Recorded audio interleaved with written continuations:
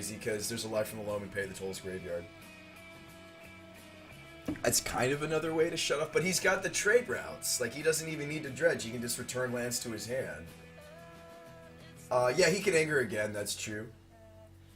I think he's just going to play the Seismic Assault. I would have just played the Seismic Assault and then shot the Meddling Mage that way. Now, remember, Dave's last card was a Celestial Purge, so he's going to be able to purge the Seismic, and pay the toll will have to find another Seismic Assault or a Molten Vortex. We got a game, gentlemen. We got a game. This is going back and forth. That's great. Magic at its finest. I mean, no offense to Dave, I kind of do want Pay the Toll to win. I just like his deck more. I hate to say that. I really shouldn't voice those kinds of opinions, because it's basically me saying... I mean, I watch Dave stream all the time. If you guys don't know Dave C.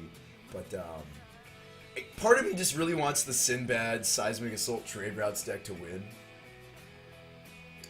With Loam Routes, I don't see it long to take him to find another. Yeah, I mean, like, he's got his draw engine. He's got, Loam... Yeah, I mean, like, Loam Routes. Yeah, he can draw a lot of cards.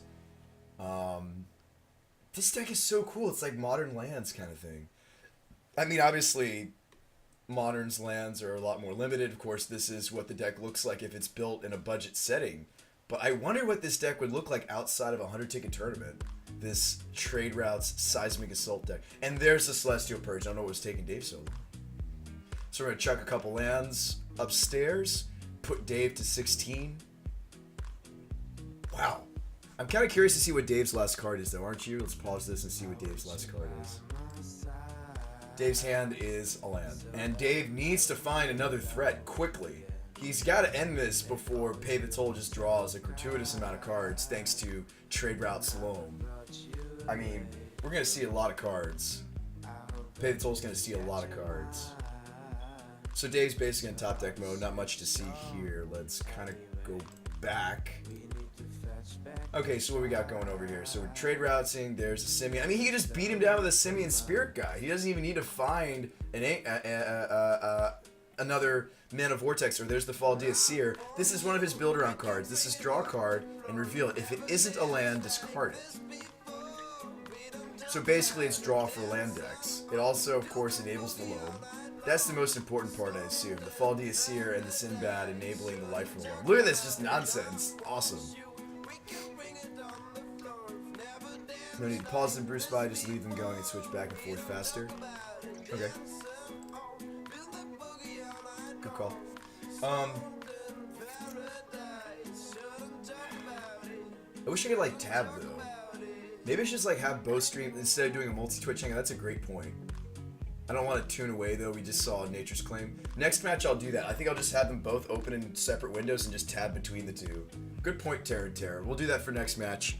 We'll do that. I'll test that for the Red-White Prowess and the Hulk Breach. Seriously, though, it's a pleasure to be able to do so what are we doing here? I mean, like, is he not even going to use the Nature's Claim? I think he just moved. Oh, wow, there's the Sinbad. That's another Sinbad effect. Obviously, Sinbad doing what the Faldia Seer does. Faldia Seer being an impressionist of Sinbad. Sinbad arguably better than Faldia in reference to things, you know, in formats like Vintage or Legacy due to the fact that it's blue. But in Modern, it doesn't matter. In Modern, the Faldia Seers are functionally the same as the Sinbads. Drew says, set up a capture zone. All the other guys' hands who have to swap. Yeah, that's true.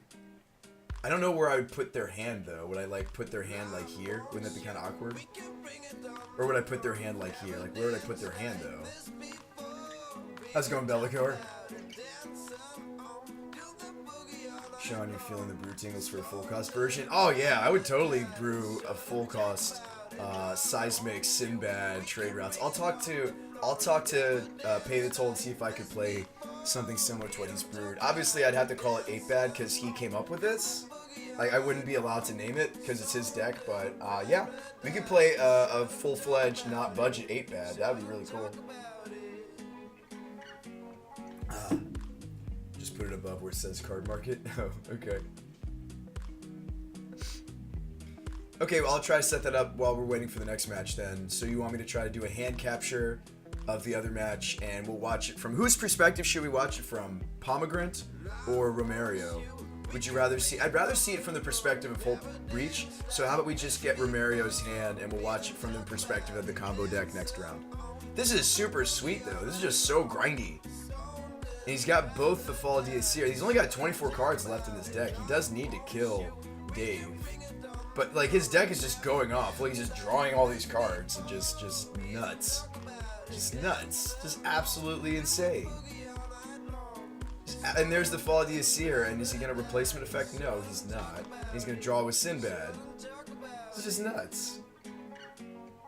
If you can see both hands, perspective isn't super important. That's true, Terror. Good point. No, I appreciate it. I mean, like again, like this is only the second time I've ever done a tournament coverage, so you know, we'll see if we can't work out all the kinks. By the way, we're still doing the Save the Children Foundation. If you want to donate to the Save the Children Foundation charity today, that's something that my stream is running. Go to g4g.net/BrewSpytheMagicGuy. And, ooh, there's a clutch mana leak from Dave! And look at the frustration from Pay the Toll. That is insane! Dave has found another mana leak, and he mana leaks despite Pay the Toll having so many land drops that he's made. Is able to counter the relevant enchantment. And Pay the Toll is looking at his graveyard and thinking to himself, how many more Seismic Assaults do I still have in this thing? And oh no! We might get a game 3. Oh, such a and look how big this Reflector Mage is. That is an 8/3. First striker. Double Rune Chanter's Pike Reflector Mage. I don't believe it! What is going on? We thought we had this game on lock. Pay the Toll and a clutch mana leak and a Delver of Secrets. A Delver of Secrets. And we have to find another. I think you have to anger. Maybe you draw cards with Sinbad and Seer and then say goodbye and just anger. Oh no, he's found an assault. It's over. It's over. It's got to be over, right? I mean, Dave's on 0 cards. Wait a minute, is he just going to ignore? Does he have lethal, or is he miscounting? He doesn't have lethal, I don't think. Oh, no, he does. Yeah, yep. This game. What am I saying? He's got loams. Or he had a loam. Oh, man. And Dave falls. He's going to pick up these 2 lands in the trade routes and fling them at Dave's face. And we have a winner! We have a winner! We've got... Oh man, Pay the Toll takes down another deck with his super spicy 8-bad tri-colored trade loan brew. And it's super lethal according to Terra. And Pay the Toll wins the match. And Dave goes down. Poor Dave. I mean, we love Dave too. We do. And Dave's deck really cool. I think he kept a really bad hand for the first game. Period. I think that if he maybe mulliganed, we could have gotten a game 3. He could have maybe stolen game 1. Poor Dave falls prey to the lands deck, the modern lands deck. Super awesome. All right, let me set up the next match. So our next match is Romario versus Hulk Breach. And maybe we can catch a different game while we're waiting. So let's go to the Card Holder Network, and we're going to watch Pomegranate face off versus Romario. If you guys know either of those guys, they both like to stream Legacy. But today they are doing Modern for the Modern Tournament. So let's watch this from Pom's perspective, and I'll do a hand capture on Romario, I think is the plan. Oh, he's also doing some Legacy Goblin Stompy later if you want to tune in. Alright, come on, Ben. If you guys don't know Ben versus Romario. See how this goes. Okay, we're still in the middle of the Lone Mirror. Let's actually watch this match. This is another match you guys are interested in watching, so I'll pause Romario's stream. Let's watch Mrs. Mulligan versus Ben as we have... Or no, this isn't the Lone Mirror. That's going to happen later today. But, so we've got Hulk Breach versus Zombie Loam. Actually, let's watch it from... let's watch it from Jennifer's perspective, actually. Mrs. Mulligan. Because we're about to watch from Ben's perspective. So let's watch this match from Jennifer's perspective. When it had the discard because it's not a land. Goal, says Harold. That was super sweet, wasn't it? That deck is really cool. No offense to Jennifer, I think the cooler loam deck has got to be Anyway, so let's cover her match. And so she's playing kind of a stock zombie loam. It's got the conflagrates though, so I can't hate her deck. It's super awesome.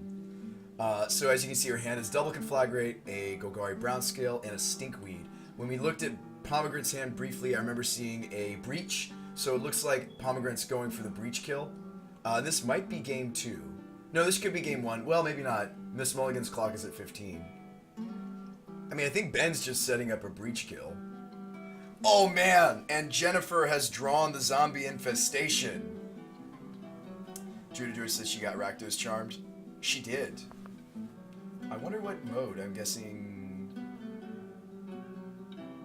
Oh, absolutely graveyard. Yeah, so she had something going, and Pomegranate. So this is game 2.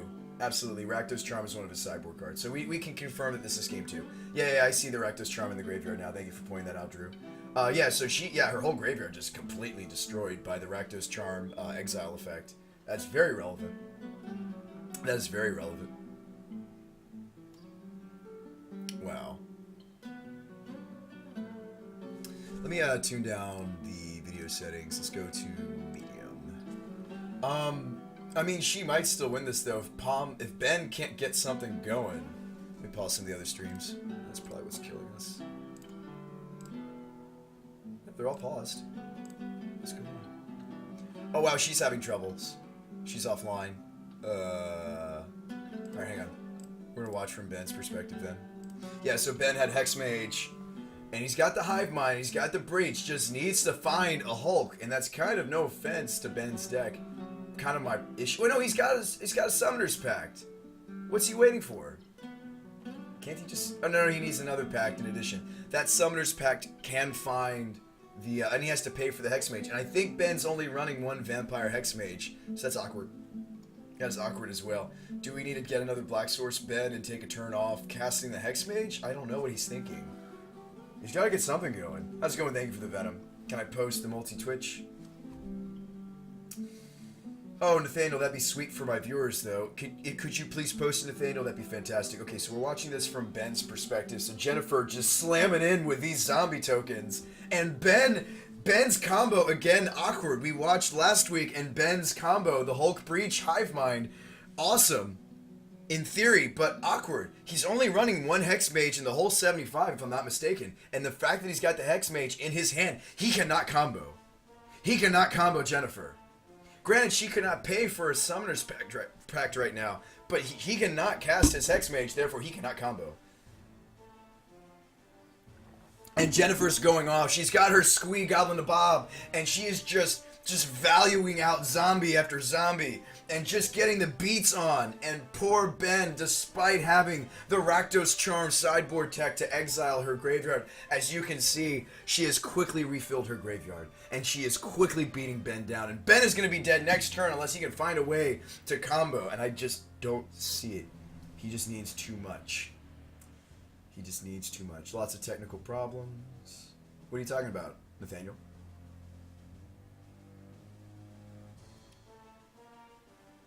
Anywho, I just don't see Benjamin getting out of this, and I think Ben, unfortunately, is gonna fall victim to the zombie loam. Oh, hey, whoa! No, he's got this. He's made it to 6 lands, and he is going to oh man, he's going to Hive Mind Jennifer, and he's casting the Summoner's Pact. Oh, this is glorious, and Jennifer is going to copy. She's going to cast a copy. Due to the way that Hive Mind works, of course, both players, whenever a spell is cast, they will cast, and she will get a copy of the Summoner's Pact. And this is over. I just don't see her being... Let's look... Oh, that was a fantastic draw, that land there. Being able to just drop the Hive Mind. Beautiful. Beautiful. And Jennifer goes down. I don't believe it. I don't believe it. And there's the Hulk, not that he needs it. I mean, she's going to die on upkeep. She's going to lose the game. I'm going to say it again. I don't believe it. I thought that she had this on lock. I thought Ben was toast. But Hive Mind proves its strength in Modern. Once again, there just isn't good permission in Modern, and she loses the game. That is brutal. Matt can't get Mono to work. Gamerstone can't get the stream to work. Oh, weird. And Ben wins the match. And Ben wins the whole match. Oh my goodness. Ben won game 1? Oh, fantastic. That is glorious. And Ben